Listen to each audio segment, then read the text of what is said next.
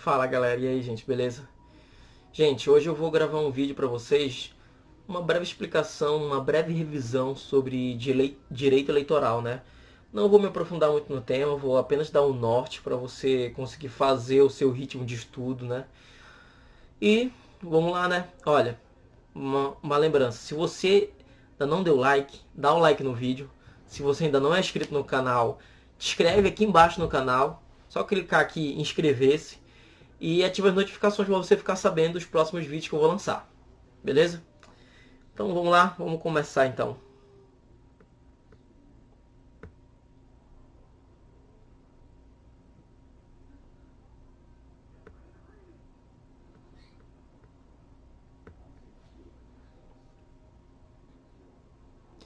Então, gente, como eu tinha falado, hoje a gente vai tratar sobre direito eleitoral. Né? A gente vai tratar sobre justiça eleitoral, Ministério Público Eleitoral, partidos políticos e, por fim, sistemas eleitorais e alistamento eleitoral. A gente vai tratar disso, como eu falei, não vai ser aprofundado, vai ser apenas um resumo para você entender, para você saber para onde vai isso, para qual é o norte disso, né? Vamos começar. Justiça eleitoral. A justiça eleitoral, ela, no seu período histórico, ela desenvolveu 3 processos de apuração eleitoral. Né? A gente tem um primeiro processo que foi chamado legislativo ou de verificação dos poderes. Esse processo, o próprio legislativo, né, ele dirigia e organizava e apurava o processo eleitoral. Ele nasceu ali na Inglaterra, né, e depois na Constituição Francesa, ali por volta de 1791. Só que como todo sistema eleitoral, ele apresentou alguns vícios, né? Ele apresentou alguns defeitos. Bom, e esses defeitos foram justamente a questão de que existia um corporativismo muito grande, né? Existia uma discricionalidade nos julgamentos. Essas graves distorções no sistema, porque era o próprio legislativo, tipo assim, o próprio deputado julgaria o próprio deputado, ou seja, o próprio legislativo era o juiz. Então, consequentemente, haveria distorções, né? Haveria esse corporativismo. Só que aí a gente avançou e a gente foi para o sistema jurisdicional. O sistema jurisdicional, ele já foi um sistema que se dividiu na justiça ordinária, né, que é a justiça comum, a especializada e a constitucional, ou tribunal constitucional. Que no caso ele já dava essa estrutura de apuração do processo eleitoral para o poder judiciário. A gente vem e a gente continua avançando e a gente chega no misto ou eclético. O misto ou eclético, ele é uma fusão aí do legislativo e do jurisdicional. Ele vai tentar fazer com que os dois processos eleitorais citados acima, eles venham se unir, eles venham se fundir, para que a gente venha ter aí um processo eleitoral misturado, né? Um processo eleitoral misto. Era conhecido na época como semi-parlamentar ou o tribunal especial, esse misto eclético, né? Bom, passado sobre essas considerações iniciais, a gente vai entrar na função. A justiça eleitoral, ela se diferencia das demais justiças, até porque ela possui funções a mais. Por exemplo, a justiça comum, a comum federal e a justiça especializada do trabalho, ela possui a função unicamente jurisdicional, que é o quê? Função de um tribunal, é o julgamento, é julgar, é decidir aquele litígio. Só que a justiça eleitoral, ela possui algumas peculiaridades. Ela tem função administrativa, jurisdicional, normativa e consultiva. Por que ela possui a função administrativa? Porque quem organiza, quem dirige todo o processo eleitoral, a gente sabe que é a justiça eleitoral. Quem vai organizar as urnas, quem vai fazer a contabilidade dos votos, quem vai fazer tudo isso é a justiça eleitoral. Então aí a gente tem uma função já nova para a justiça, que é uma função administrativa, que é, como a gente sabe, né, ela desempenha um papel fundamental, que enquanto é a preparação, organização e administração de todo o processo eleitoral. E a gente vem e ainda continua. A letra B, como todo mundo já sabe, que é a função jurisdicional, que é aquela função de tribunal, aquela função que você vai julgar. E a gente tem a letra C. A letra C é normativa. Ela tem aí uma observação. O que significa essa função normativa? Significa que a justiça eleitoral ela tem força, ela tem poder para criar resoluções que venham aí a estruturar ou organizar as eleições ou organizar algum funcionamento, alguma coisa relacionada às eleições. Bom, só que quem é que pode emitir, né, essas resoluções? Somente o TSE. Quem é o TSE? Tribunal Superior Eleitoral. Lembrando, a resolução tem força de lei, mas ela é hierarquicamente inferior. Ou seja, se a gente tem uma resolução e vier uma lei, e uma lei for contrária a essa resolução, consequentemente a resolução vai cair. Hierarquia das normas. Vamos avançar. Já esquecendo a D, a consultiva. O que é essa consultiva? A consultiva, ela representa que um legitimado ele vai poder fazer uma consulta. Uma consulta essa em tese. Não é uma consulta concreta, porque ela não vincula, é uma consulta em tese. Mas quem é que pode fazer essa consulta à justiça eleitoral? Vamos saber quem são esses legitimados. Quem pode fazer a consulta para o TSE? A autoridade com jurisdição federal. Ela vai poder fazer a consulta aí ao TSE. Órgão nacional do partido político. No caso aí a gente tem um diretório nacional do partido, ele pode fazer uma consulta ao TSE. Sobre ele tiver alguma dúvida sobre a questão eleitoral, a legislação eleitoral, ele pode vir e fazer uma consulta em tese. E em relação ao TRE, Tribunal Regional Eleitoral, a autoridade pública ali no âmbito estadual e o partido político também ali em âmbito estadual, ali também poderá solicitar-lhe uma consulta em tese ao ao TRE. Continuando, a estrutura da Justiça Eleitoral. Bom, a estrutura da Justiça Eleitoral, o artigo 118 da Constituição Federal estabelece. A gente vai ter o TSE, a gente vai ter o TRE, a gente vai ter os juízes eleitorais e a gente vai ter as juntas. As juntas que, por sua vez, elas quase não são utilizadas porque essas juntas eleitorais, elas tinham anteriormente a função de apurar o processo eleitoral, de fazer a contabilidade dos votos.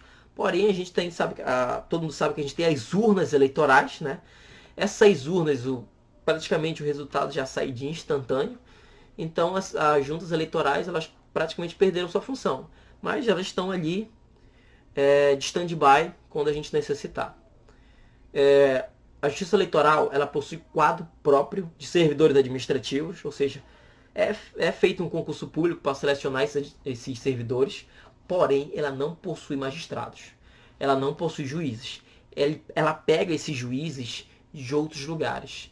Agora a gente vai ver como é que se compõe a Justiça Eleitoral. No âmbito do TSE, o artigo 119 ele fala da composição do TSE. E o 6 incisos ele diz da onde vai vir cada juiz. Então a gente tem aí 3 juízes do STF, nossa Suprema Corte aí. E a gente vai ter 2 juízes do STJ.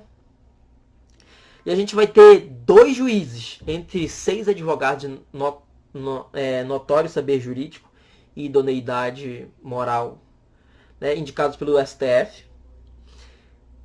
E, por fim, no parágrafo único do artigo 119, ele diz que quem que vai ser o presidente e quem que vai ser o vice-presidente do TSE. Quem que vai ser o presidente? Vai ser o ministro Supremo. E quem é que vai ser o vice? Vai ser o corregedor eleitoral dentre os ministros do STJ, ali que foram escolhidos para compor o TSE. Vamos avançar. Olha, composição TRE. Praticamente a composição é a mesma coisa, é a mesma linha de raciocínio do tribunal do TSE para o TRE. No caso, a gente vai ter aí 2 juízes dentre os desembargadores do Tribunal de Justiça do Estado. A gente vai ter 2 juízes de direito escolhidos pelo Tribunal de Justiça. A gente vai ter um juiz escolhido pelo Tribunal Regional Federal, né, com sede na capital ou no Distrito Federal. A gente vai ter aí a nomeação pelo Presidente da República de 2 juízes entre 6 advogados. Novamente, com notável saber jurídico e idoneidade moral ilibada, indicados pelo Tribunal de Justiça. E quem é que vai ser o presidente do TRE? Quem será o presidente e o vice-presidente? Será um desembargador, ou seja, alguns desembargadores dos tribunais de justiça do Estado. O vice e o presidente e o vice-presidente serão desembargadores. Praticamente, como a gente pode ver aí, a mesma linha de raciocínio do TSE é do TRE. Agora a gente vai tratar sobre o quórum para votação. Olha, o quórum comum, quórum geral, é a maioria simples. O caput do artigo 19, ele trata aí que a aprovação das matérias se dará em sessão pública com a presença da maioria de seus membros. Ou seja, maioria simples. Só que o parágrafo único ele vem e fala, olha, cassação de registro de partido político, recursos que importem na anulação das eleições gerais ou perda de diplomas, nesses 3 casos, nessas 3 hipóteses, só poderão ser tomados com a presença de todos os membros, maioria absoluta. Se ocorrer o impedimento de algum juiz, será convocado o substitutivo ou o respectivo suplente. Então, ou seja, grava aí, gente, muito importante isso. Cassação, recurso que importa na anulação das eleições e perda de diplomas, é maioria absoluta aqui, é presença de todos os membros. Ah, mas impedimento de algum juiz, o que acontece? Chama o substituto, chama o suplente. É isso que acontece. Olha, a mesma coisa é aplicada também ao TRE. Também, qual é o quórum geral? Maioria simples, como diz o caput do artigo 28. Só que o parágrafo 4º ele fala, cassação, anulação de eleições, perda de diplomas, maioria absoluta, presença de todos os membros. Aí aqui o parágrafo 5º ele fala, ocorrendo impedimento de algum juiz, convocados o suplente. É isso. Praticamente a mesma linha de raciocínio. Vamos continuar. Apenas um breve relato sobre o Ministério Público Eleitoral. Para quem não sabe, hoje, a nossa atual Procuradora da República, Raquel Dodger, ela é Procuradora-Geral da República e Procuradora-Geral Eleitoral. Ela é PGR e PGE. A gente sabe que tanto o cargo de PGE e PGR é permitida a recondução. O mandato deles é de 2 anos. Né? Uma observação aqui. O Procurador Regional Eleitoral, ele é hierarquicamente superior ao promotor eleitoral. Uma outra observação, não há conflito de competência entre os membros da hierarquia. Só queria dar esse breve relato aqui para vocês. A gente vai avançar. A gente vai tratar agora sobre partido político. Bom, partido político, o que é um partido político? O partido político é uma entidade formada pela livre associação de pessoas que visam, por meios legais e democráticos, alcançar o poder político estatal. Quero ser um vereador, quero ser um deputado estadual, federal, quero ser um presidente da república, um senador. Elas querem alcançar o poder pelos meios legais e democráticos. Quais as características desse grupo? Quais as características desse partido? Ele é um grupo social, né, que forma pessoas ali. Ele tem um princípio de organização, um acervo de ideias e princípios que inspiram a ação partidária. Alcançar o poder, né, poder político, no caso, presidente, governador, esses cargos, qualquer cargo político ali, cargo eletivo. Conservação ou domínio do aparelho governativo pelos meios legais. Ou seja, o cara tem deputado federal, o cara é deputado estadual, o cara vai tentar se reeleger, ou se o cara é presidente da república, está no seu primeiro mandato, ele vai tentar a reeleição, né? Assim também, como ele é governador, o primeiro mandato, vai tentar ali manter o aparelho governativo, né? Pelos meios legais. Lembrem, pelos meios legais e democráticos, né? Sendo votados, né? Que a população escolha seus representantes, que a população escolha seus governadores, né? Vamos continuar? Quais as funções aí de um partido político? Elas desempenham 3. São elas a de governo, né? A de governo ela é ligada justamente à questão da influência política, né? Especialmente do poder legislativo, né? Porque aí a gente tem que o partido político ele quer fazer parte do governo, ele quer ter uma governabilidade, né? E através disso é pelo poder legislativo, né? Também pelo, claro, não vamos esquecer, o poder executivo também, né? presidente, prefeito e governador. Ou seja, eles visam um objetivo em comum, que é fazer parte daquela governabilidade, alcançar o poder. E B, a organização. Por que a organização? Porque os partidos eles se organizam, né? Eles podem até fazer coligações para as eleições majoritárias. Veremos isso mais à frente. Para que seus candidatos eles venham lograr êxito nos pleitos eleitorais, ou seja, eles venham ganhar as eleições. Para o legislativo ou para o executivo, caso eleições proporcionais ou majoritárias, que a gente vai tratar mais à frente, né? Que eles visam que os seus candidatos eles ganham êxito. Então eles vão fazer toda uma organização no partido, né, para auxiliar e ajudar seus candidatos a lograrem êxito. E C, eleitoral. Por que eleitoral? Porque todo partido político ele tem um programa específico. Todo partido político ele tem seu estatuto, ele tem seu programa partidário onde ele segue, né? Eu sou um partido social-democrata, sou um capitalista, sou um partido comunista, socialista, que a gente tem aí no leque hoje muito grande de partidos políticos aqui no Brasil. Então cada partido ele tem um programa partidário.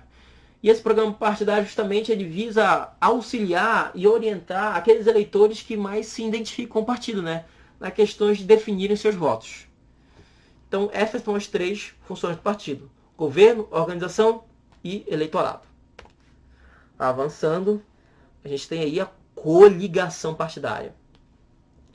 Coligação partidária é um consórcio de partidos políticos formado com um objetivo em comum: o pleito eleitoral. Partido político, coligação partidária é formada por 2 ou mais partidos e eles têm um objetivo em comum, que é a disputa eleitoral. A emenda constitucional 97 de 2017, no parágrafo 1º do artigo 17, ela trouxe a possibilidade das coligações. Só que agora a gente tem que ter cuidado que a partir de 2020, no caso a gente está em 2019, no caso a partir do ano que vem, a gente não vai ter coligação para as eleições proporcionais. Que eleições são essas? Vereador, deputado estadual, deputado federal.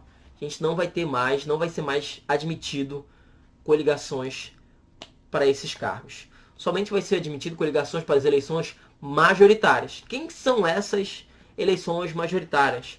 Presidente da República, senador da República, governador de estado e prefeito.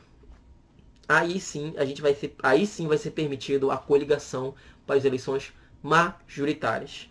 Isso vai ser aplicado a partir de 2020. A partir de 2020, eleições proporcionais não pode mais ter coligação. Até as últimas eleições, de 2018, a gente teve a participação das eleições proporcionais, a gente teve a possibilidade de coligação. Agora, a partir de 2020, não mais. Bom, falando sobre coligação ainda, o artigo 8º do caput do Código Eleitoral, ele estabelece que precisa haver a deliberação em convenção para que haja a coligação, né? E ainda o referido artigo ele trata sobre a questão da coligação, que ela pode ser diferente entre os municípios, porque a circunscrição a ser considerada é um município.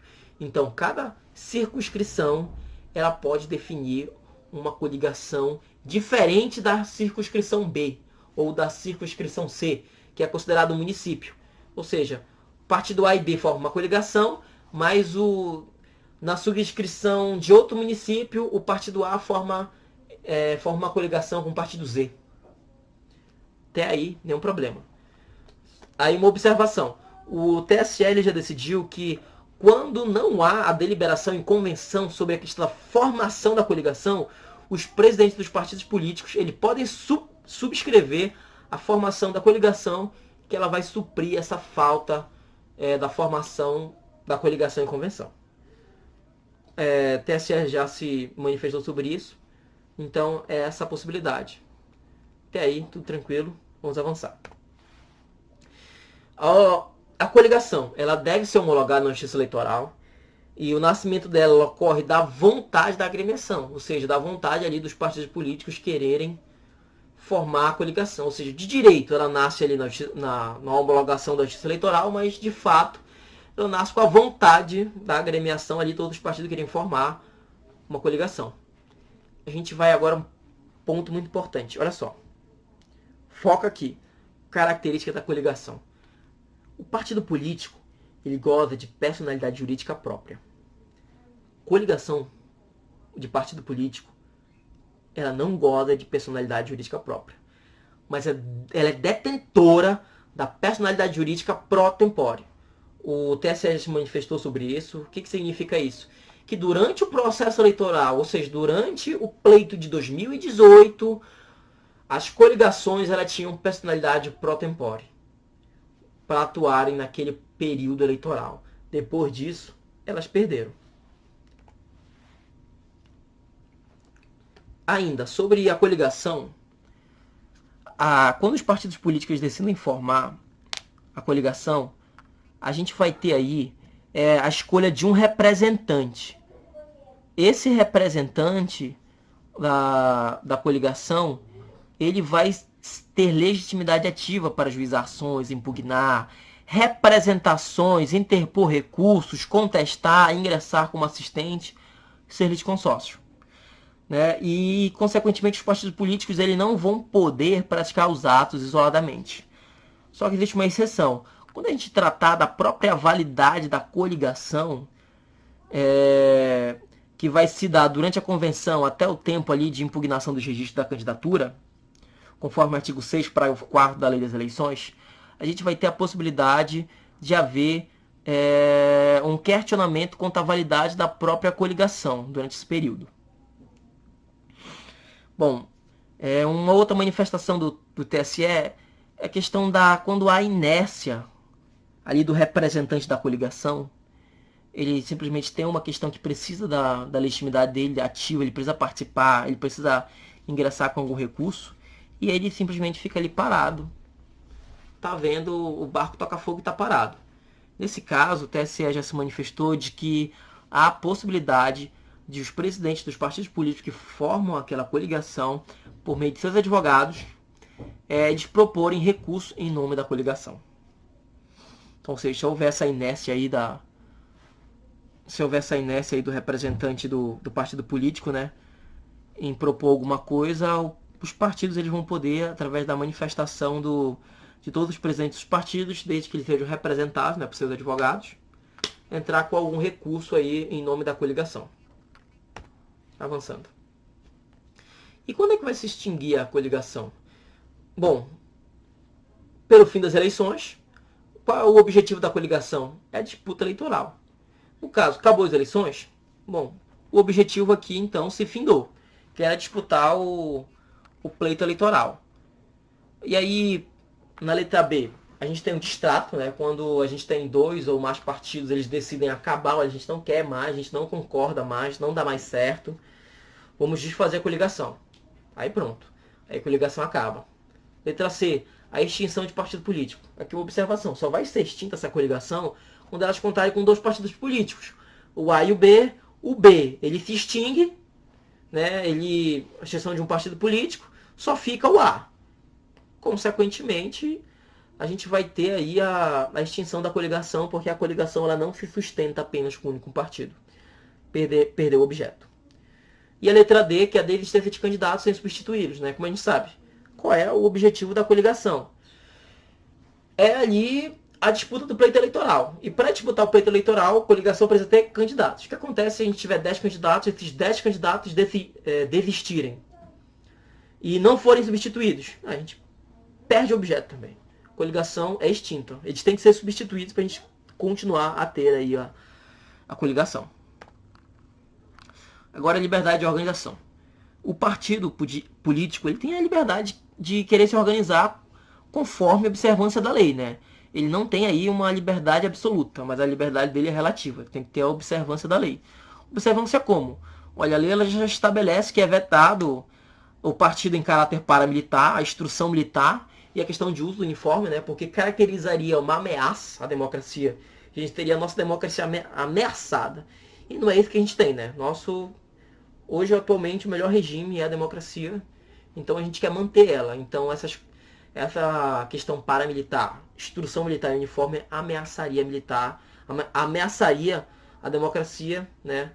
Caracterizando ele um sistema totalitário, ditatorial.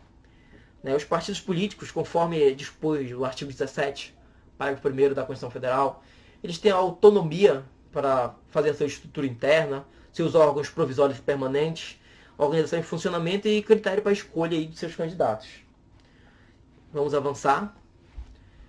Agora a gente vai tratar a questão da incorporação. Questão da incorporação e fusão do partido político. Quando a gente trata da incorporação do partido político, quer dizer que um partido político ele absorve outros. E, consequentemente, quando ele absorve esses outros, ele sucede em direito e obrigações. E o instrumento utilizado para isso é o ofício cível, que é utilizado para cancelar o registro do partido incorporado e, posteriormente, dar baixa no TSE. Como está aqui o exemplo, que a gente pode ver. O A, que é o incorporador, ele incorpora B. Consequentemente, B, ele vai cancelar o seu registro e vai posteriormente dar baixa no TSE.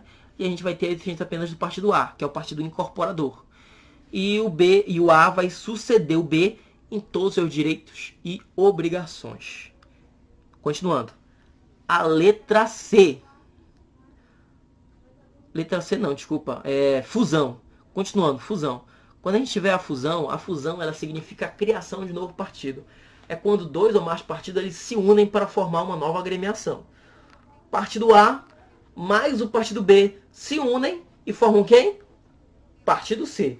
E o partido C, ele vai suceder o partido A e B em todos os seus direitos e obrigações. Aqui eles não vão se isentar nisso, eles vão ter lá vão herdar as obrigações e os direitos do partido A e o partido B. Uma observação muito importante. Essa observação ela foi acrescida pela Lei 13.107 de 2015 e ela foi confirmada. A sua constitucionalidade foi confirmada pela DIN 5.311 do Distrito Federal de 2015. Aqui a gente não tem liberdade absoluta. Não temos a liberdade absoluta da fusão e da incorporação. A gente precisa respeitar uma regra. Que somente será permitida a fusão e incorporação de partido político depois de 5 anos a contar do registro definitivo do TSE. Justamente que, se a gente não tivesse essa regra, poderia acontecer que a gente teria formações, incorporações, fusões de partidos ali apenas para beneficiar o dirigente e receber fundo partidário. Então a tentativa dessa cláusula aí de 5 anos, desse lapso temporal, para que os partidos possam se unir e se incorporar, justamente é evitar a formação fraudulenta de partidos políticos. Vamos continuar aqui. Natureza jurídica. Como sabemos, o partido político ele é pessoa jurídica de direito privado. Pessoa jurídica de direito privado. Ele não é pessoa jurídica de direito público, ele é pessoa jurídica de direito privado. Seu estatuto deve ser registrado no Registro Social de Pessoas Jurídicas da Capital Federal, conforme o artigo 8 da Lei dos Partidos Políticos. Feito esse registro, o partido político ele vai adquirir aí personalidade jurídica. Uma outra coisa muito importante. Os dirigentes do partido políticos nacional, estadual, eles não são autoridades públicas. Não são considerados autoridades públicas. Só que a lei que regula o mandato de segurança, a Lei 12.016 de 2009, ela os equiparou em seu artigo 1º, parágrafo 1º, a possibilidade de impetrar mandato de segurança contra dirigente de partido político. Ou seja, a gente pode aí, se a gente tiver uma violação aí, tipo assim, num processo eleitoral, num período eleitoral ali, a gente tem algum dirigente, algum partido político, que ele perpetrou alguma barbaridade, sei lá, ou fez alguma coisa, violou o seu direito. Tipo assim, teve uma convenção, eu fui escolhido na convenção como candidato a deputado federal pelo partido. O dirigente foi lá, olha, você vai ser o candidato, você foi eleito, você foi escolhido pela nossa convenção. Só que de repente, na hora do registro, ele não registra a candidatura dele. Não registra a candidatura dele. Fala assim, vou registrar de fulano. Nesse caso, como a gente tem aí um direito líquido e certo, como a gente tem um caso de urgência aí, a gente vai poder entrar com o MS, mandado de segurança, né, contra o dirigente do partido político. Lembrando, ele é equiparado, mas ele não é uma autoridade nesses casos, para a gente conseguir algo favorável, né, àquele candidato ali que teve seu direito violado. Vamos continuar. Agora o registro no TSE. Bom, o registro ele é feito no TSE. Após o registro no cartório de pessoas jurídicas da capital federal.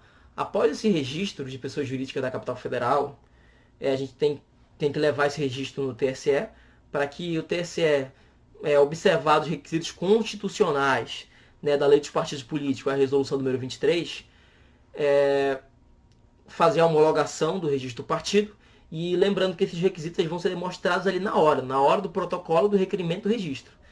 O que a gente pode fazer é a possibilidade de saneamento de erros formais. Mas os erros materiais, tipo assim, eu não consegui algum requisito essencial, simplesmente não vai poder ser. E que requisitos são esses? Olha, partido político somente é permitido em caráter nacional. A gente tem a tentativa aí, de caráter nacional para a gente evitar a formação de oligarquias, né? No caso, a gente tem a oligarquia aí do café com leite. É a formação dessas oligarquias do café com leite. No caso, que só era uma briga, disputa entre São Paulo e Minas Gerais, né? Que eram partidos eleitorais ali de cunho estadual. Então, para evitar isso, a gente baniu essa questão de somente existência de partido estadual, agora é somente partido em caráter nacional.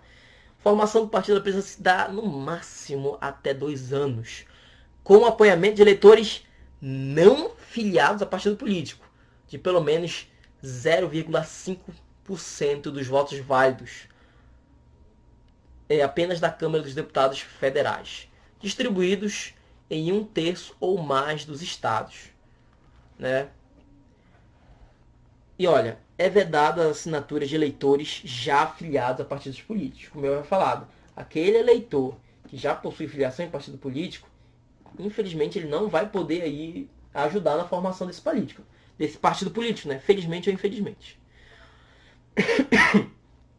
E o partido político, para ele participar do processo eleitoral, ele precisa ter o seu registro em pelo menos 6 meses antes do pleito eleitoral, conforme o artigo 4 da Lei 9.504 de 97.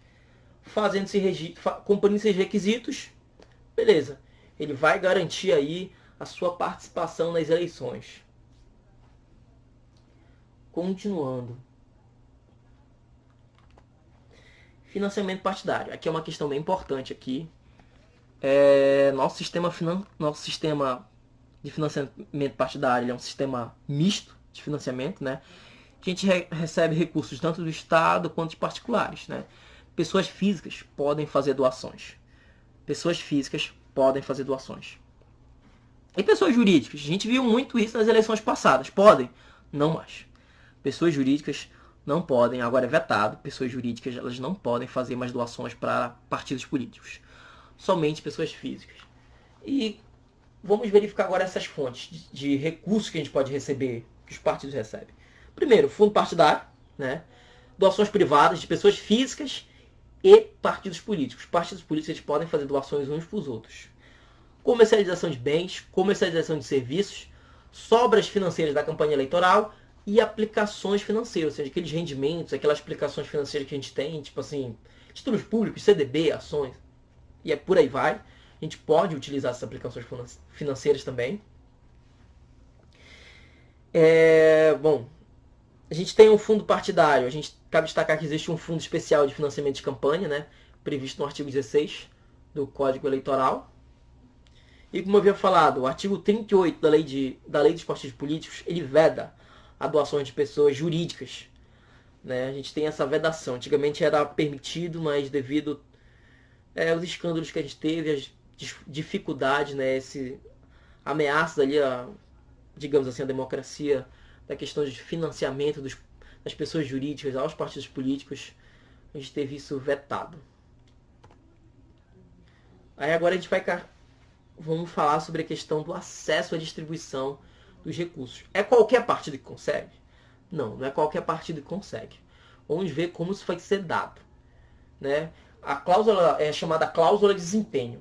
Artigo 17 do parágrafo 3º da Constituição Federal. Depois você pode dar uma lida lá para clarear a sua visão. Eu até coloquei aqui, transcrevi o artigo aqui em ipsis literis.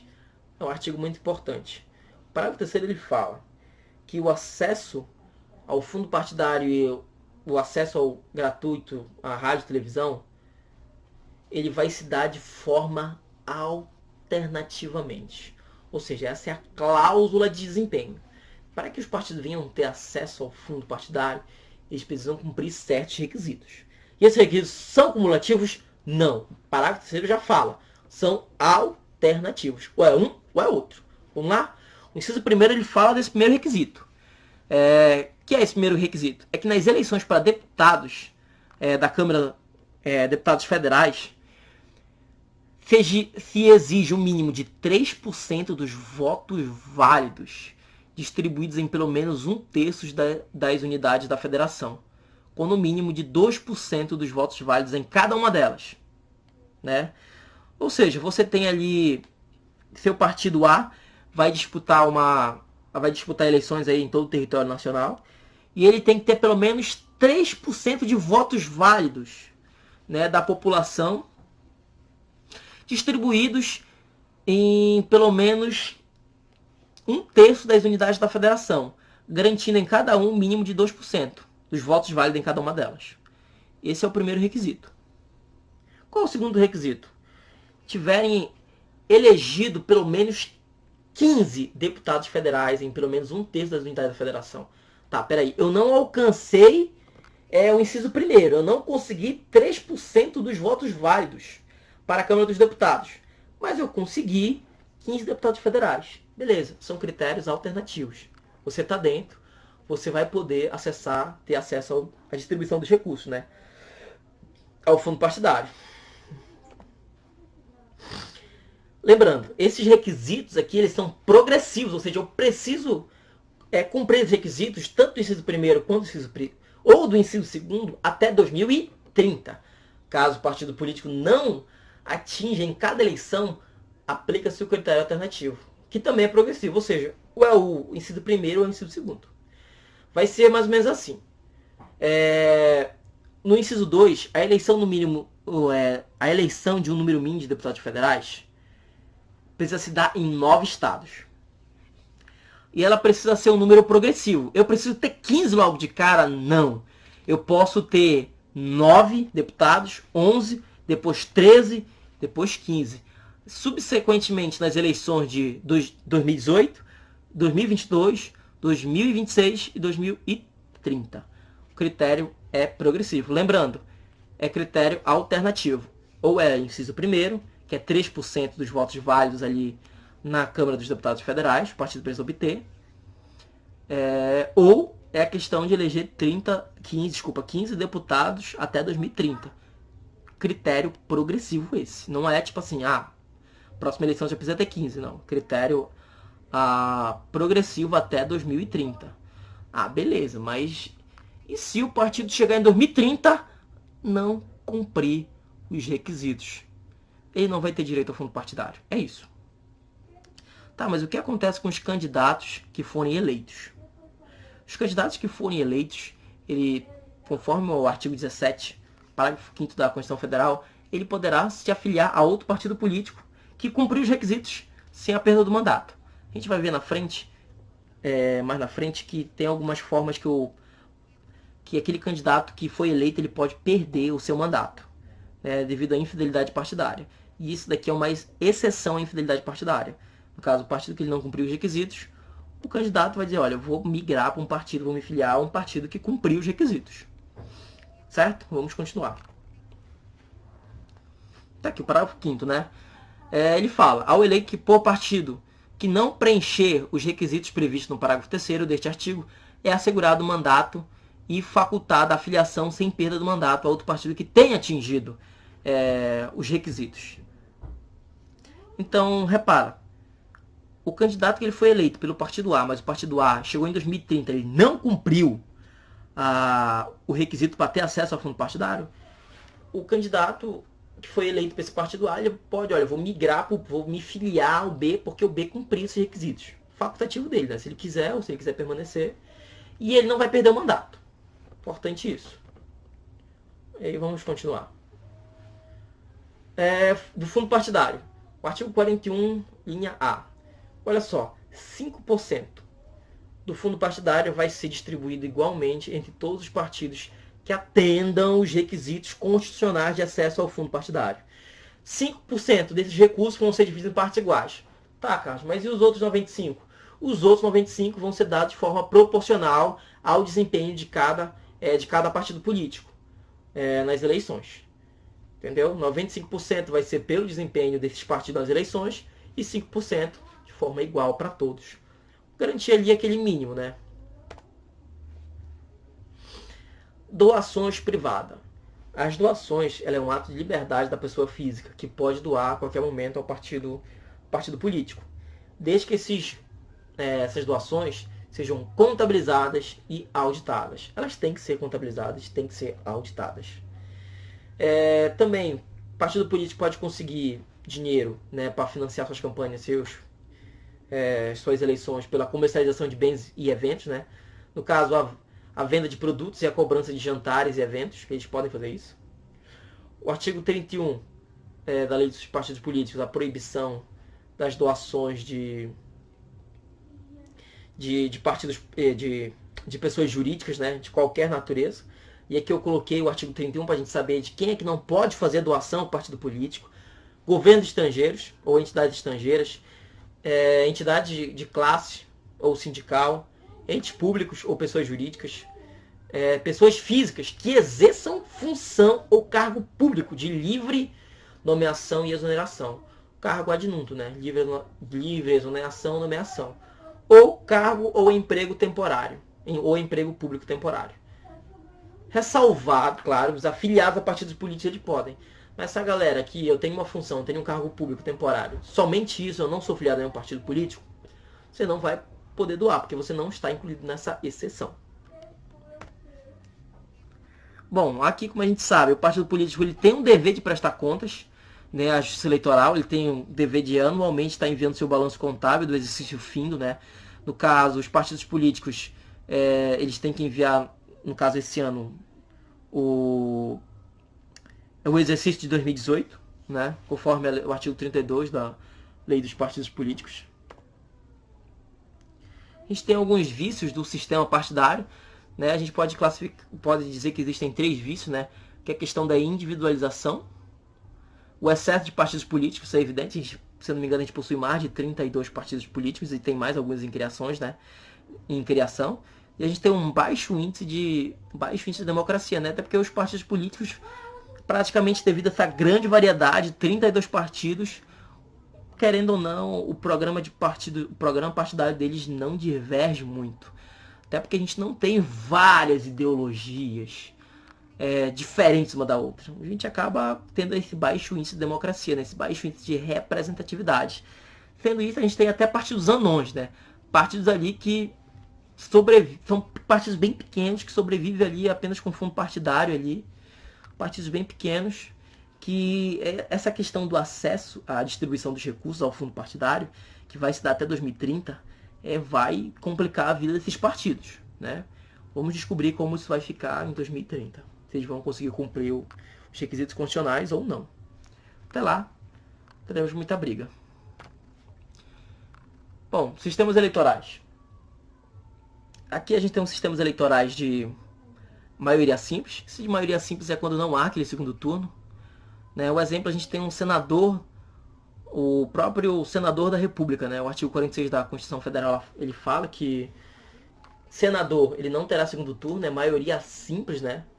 Ou seja, aquele que alcançar um voto a mais, ele já será eleito. A gente não terá aí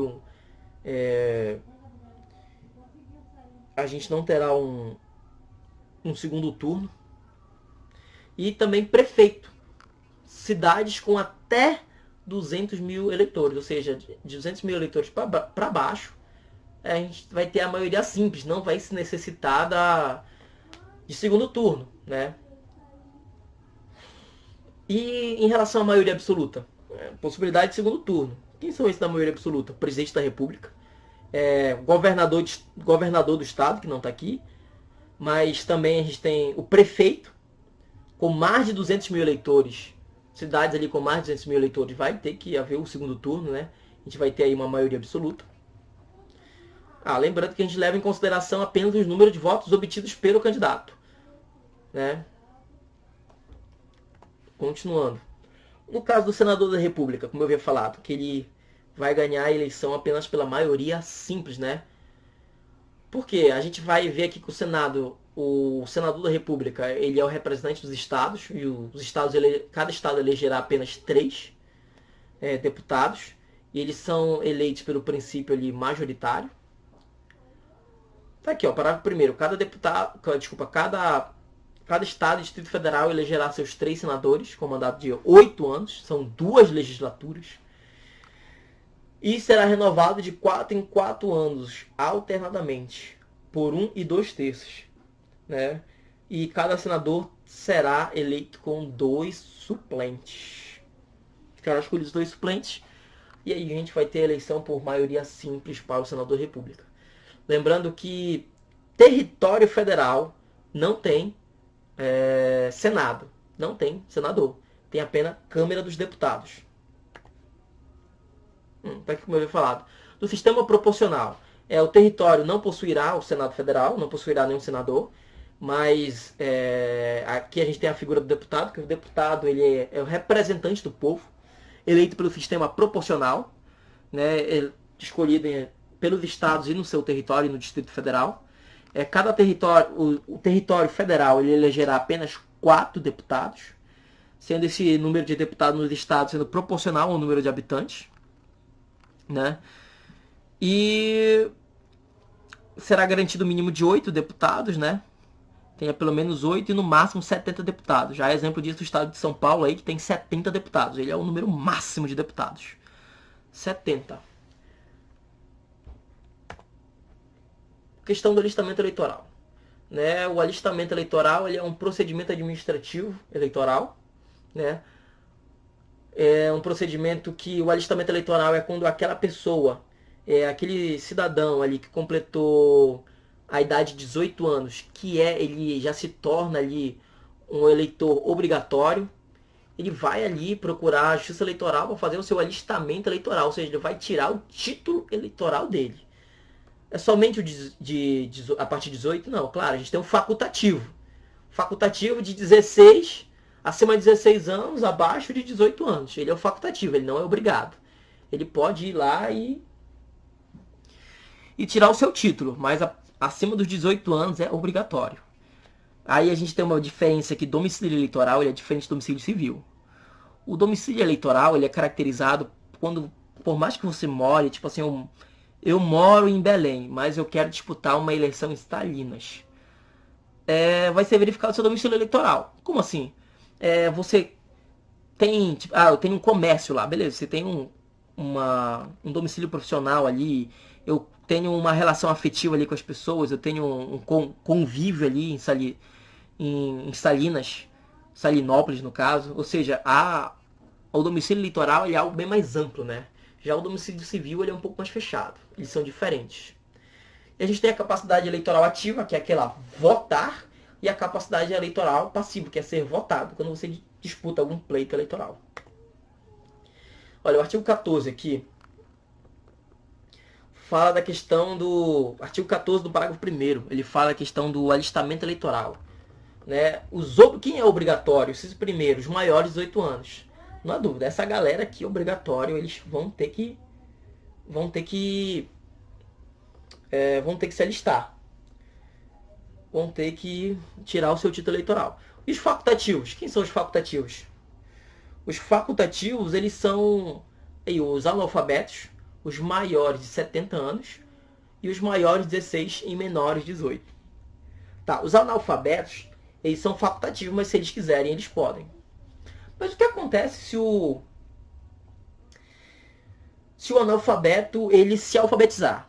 aí ele vai se tornar um eleitor obrigatório e ele vai ter que, no momento que ele se alfabetizou, procurar a justiça eleitoral para se alistar eleitoralmente e tirar o título e exercer o voto, né? Seu sufrágio universal pelo voto direto e secreto. Ele vai levar multa? Não, ele não vai ser multado. Nesse caso, ele não vai ser multado. O que não pode se alistar como eleitor? O estrangeiro não pode. O militar em período de serviço militar obrigatório, no caso os conscritos, eles não podem. Os apátridas também, eles não podem. Bom, o candidato para ele concorrer às eleições, ele precisa possuir o domicílio eleitoral na respectiva circunscrição no prazo de 6 meses antes das eleições, né? No prazo de 6 meses e estar com a filiação deferida pelo partido no mesmo prazo. 6 meses antes das eleições, eu preciso me afiliar a um partido político. Está ali escrito na minha circunscrição, no local onde eu quero disputar a eleição. Olha só, parágrafo único. Quando o partido ele for incorporado, ou houver a fusão desses partidos, o candidato ele vai levar o prazo dele, ele vai levar o tempo de filiação dele partidária junto também com o partido de origem, né? Com o partido incorporado, com o partido que incorporou e com o novo partido que saiu na fusão, saiu um novo partido, ele vai levar todo esse tempo. Então, resumindo, filiado ali ele não vai ter prejuízos. O brasileiro nato, que não se alistar até os 19 anos, ou naturalizado, que não se alistar até um ano depois de adquirida a nacionalidade brasileira, incorrerá em multa de 3 a 10% sobre o valor do salário mínimo da região. Ou seja, aquela pessoa que é estrangeira, ele não pode votar. Mas a partir do momento que ele se naturaliza, ele vai ter que votar, ele vai ter que se alistar eleitoralmente, e ele vai ter um ano para contar isso daí, a partir do momento que ele adquiriu a nacionalidade, para se alistar eleitoralmente e não pagar a multa. A partir de um ano, ele vai poder se alistar, claro, mas ele vai pagar a multa, né? Aí de 3 a 10% conforme o valor do salário mínimo da região. Como eu já falado, analfabeto. O analfabeto ele é facultativo, porém, quando alfabetizado, ele vai necessitar se alistar na justiça eleitoral. Só que aí ele não vai pagar a multa, né? E quem são essa galera que é inalistável? Essa galera que não pode votar. Essa galera que não pode ir lá e se alistar eleitoralmente. Eles não são nem facultativos. Menores de 16, os indígenas, conforme o artigo 14, parágrafo 2º da Constituição Federal, o eleitor no exterior, né? Mas existe uma exceção aqui no caso do houver consulados e embaixadas com no mínimo 30 eleitores inscritos, aí a gente vai ter o voto em trânsito para presidente da República. Quando a gente tiver presidente da República, como a gente teve em 2018, as eleições para presidente da República, muitas embaixadas e consulados aí no exterior organizaram as eleições lá e tiveram no mínimo, quando tinha no mínimo 30 eleitores inscritos, essas embaixadas faziam ali o processo eleitoral ali para que haja o voto dessas pessoas. Mas somente o presidente da República, que é tido o voto em trânsito. Aí aqui a gente tem o artigo 226, que ele trata disso. Olha, com no mínimo 30 eleitores, o parágrafo 1 ele fala: quando o número de eleitores não atingir o número previsto no parágrafo anterior, o eleitor poderão votar na mesa receptora mais próxima, ou seja, no próximo consulado ali mais próximo, desde que ele seja no mesmo país. Aí quem é que não pode participar das eleições? Quem não pode votar? Conscrito, como eu ia falar, serviço militar obrigatório, e os apátridas. Só que a gente tem a figura que, sabe, o conscrito, ele é aquele que exerce serviço militar obrigatório quando ele completa 18 anos. Pode ser que o cidadão, ele quando completou 16 anos, ele foi lá e se alistou na justiça eleitoral. Quis exercer o voto dele lá. Então acontece, esse conscrito já alistado na justiça eleitoral terá o seu direito suspenso apenas. Mas quando ele voltar, quando ele enganjar ou quando ele sair do serviço militar obrigatório, ele vai poder votar normalmente. Aí, caso a gente vá em alguma operação pelas Forças Armadas, o que acontece? Ele vai lá e justifica. É isso. Né? Aí, falando um pouco agora da questão da perda do mandato, eu não coloquei aqui, mas escuta só. A questão da perda do mandato, a questão da infidelidade partidária, ela pode acarretar na perda do mandato. Como eu havia falado, existe aquela primeira exceção que eu tinha comentado anteriormente. Essa exceção, ela diz respeito a que caso o partido, até 2030, ele não cumpra os requisitos ele não cumpre os requisitos do acesso ao fundo partidário, aquele candidato que foi eleito por aquele partido, ele pode mudar de partido político sem perder o seu mandato. Lembrando que isso é facultado a ele, né? Isso é facultado. Olha, o artigo 22, artigo 22A da Lei 9.096/95, ele estabelece que o detentor de cargo eletivo ele vai perder o seu cargo se ele se desfiliar sem justa causa. Ele vai perder. Mas quais são essas justas causas? O artigo 22 ele fala: mudança substancial ou desvio reiterado do programa partidário, a grave discriminação política e pessoal e a mudança de partido efetuada durante o período de 30 dias que antecede o prazo exigido de afiliação para concorrer às eleições majoritárias ou proporcionais ao término do mandato vigente. Gente, esse último parágrafo que eu falei, esse último inciso aqui, ele vai poder mudar de partido político, ele vai poder se filiar a um outro partido em 30 dias antes. Isso valeu apenas para as eleições, joga aqui para mim, essa questão da... Endireitar aqui a câmera. Essa questão da filiação de 30 dias antes das eleições, elas valeram apenas até 2018. Aí isso acabou. Então essa é uma questão que a gente já descarta, né, da questão da justificativa para que você não venha perder o cargo de partido político. Como eu já falado, mudança substancial, que autoriza você a mudar de partido político sem perder o seu mandato, é quando você tem eu me afiliei a um partido político porque ele tinha um programa eleitoral capitalista. Ele dizia que ele era capitalista, que liberdade de iniciativa, era isso. De repente o cara muda, virei socialista agora, virei um partido comunista. Isso é uma mudança substancial, uma mudança bem agressiva no programa partidário dele, que autoriza o seu eleitor, que autoriza o seu candidato que foi eleito a mudar de partido político sem a perda do cargo. E a questão da grave discriminação política pessoal, aí é bem subjetivo. Isso é bem subjetivo. Não é qualquer questão, não é abrir um processo para mim de investigação contra mim para investigar alguma irregularidade. Não. Isso não é cabível, até porque senão teria uma mudança aí de partidos adoidados, uma insegurança jurídica muito grande. Essa questão da grave discriminação política pessoal é algo bem subjetivo, né? Ela precisa ser comprovada. Então é algo assim que é difícil de ter uma aplicabilidade imediata, mas se provado, você poderá se filiar a outro partido político sem perder o seu mandato, que você foi eleito, né, para esse partido. Como eu falei, a mudança de partido político efetuada pelo período de 30 dias que antecede o prazo de filiação, ele não é mais válido. Ele não é mais cabível. Aí a gente tem no caso de dupla afiliação. Aí no caso da dupla afiliação partidária. No caso, quando há dupla afiliação partidária, o juiz ele vai cancelar aquela... Ele vai deixar, explicar melhor, ele vai deixar aquela mais recente. Por exemplo, eu me afiliei a um partido em 2014 e me afiliei em outro em 2018. Ele vai permanecer a sua de 2018, mas a de 2014 vai ser cancelada. Né? Vai prevalecer a filiação mais recente. E no caso da filiação, ela for no mesmo período, tipo assim, 2014, 2014, foi no mesmo dia, não consegui fazer essa